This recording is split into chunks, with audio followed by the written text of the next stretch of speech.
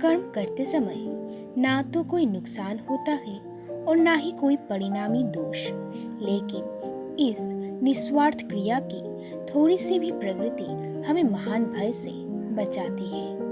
इंद्रियों से मिलने वाला सुख पहले तो अमृत जैसा लगता है, लेकिन अंत में यह विष के समान कड़वा होता है। जिसने अपने मन पर विजय प्राप्त कर ली, उसके लिए मन सबसे अच्छा मित्र है, लेकिन जो ऐसा करने में असफल रहा, उसके लिए मन ही उसके सबसे बड़ा शत्रु है।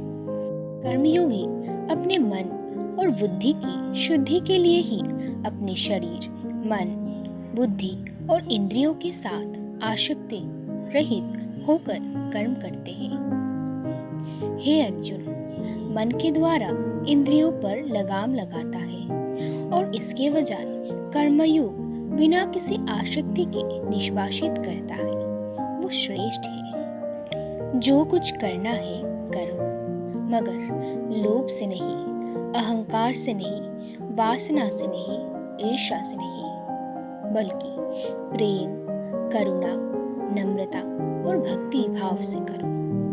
आत्मज्ञान की अग्नि कर्म के सभी बंधनों को भस्म कर देती है। जैसे धगकती आग लकड़ी को राख कर देती है।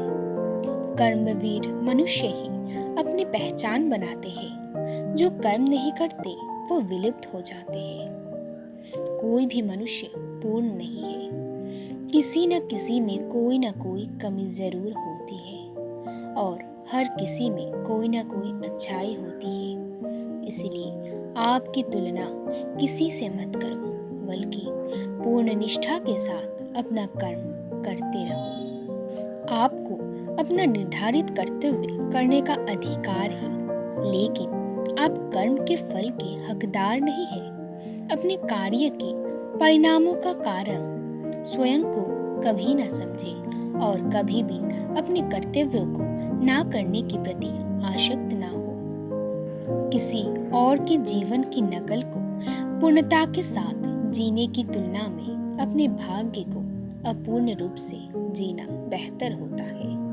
भले ही दुर्बलता ईश्वर द्वारा दी जाती है, लेकिन गरिमा मनुष्य के मन को स्वयं निर्मित करती है। जो मनुष्य प्रकृति के गुणों से अनासक्त है और जो पूरी तरह से दिव्य ज्ञान में स्थित है, उसका कार्य पूरी तरह से परातत्परता में विलीन हो जाता है।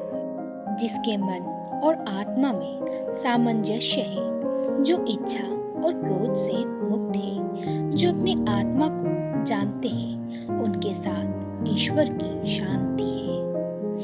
कोई भी व्यक्ति जो अच्छा काम करता है, उसका कभी भी बुरा अंत नहीं होगा, चाहे यहाँ या आने वाले संसार में। जो अहंकार से मोहित हो जाता है, वो सोचता है मैं ही करता हूँ। जो अज्ञानी व्यक्ति होता है, वो यह गलतफहमी पाल लेता है कि मैं करता हूँ, सभी कार्य मेरे द्वारा किए जा रहे हैं। ऐसे जान उसमें अहंकार घर कर लेता है।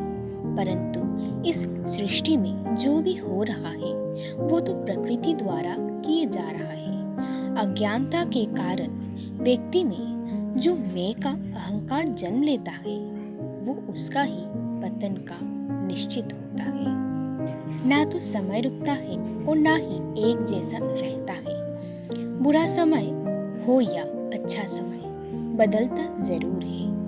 यदि आज बुरा है तो कल अच्छा भी होगा, और अच्छा है तो फिर बुरा समय जरूर आएगा। सुख के बाद दुख का आना निश्चित है। इसलिए इस पर हमारा कोई वश नहीं, लेकिन कर्म पर हमारा वश जरूर है। आप सिर्फ कर्म करिए, फल की चिंता किए बगैर। समय आने पर आपको अपना फल निश्चिंत होकर मिलेगा।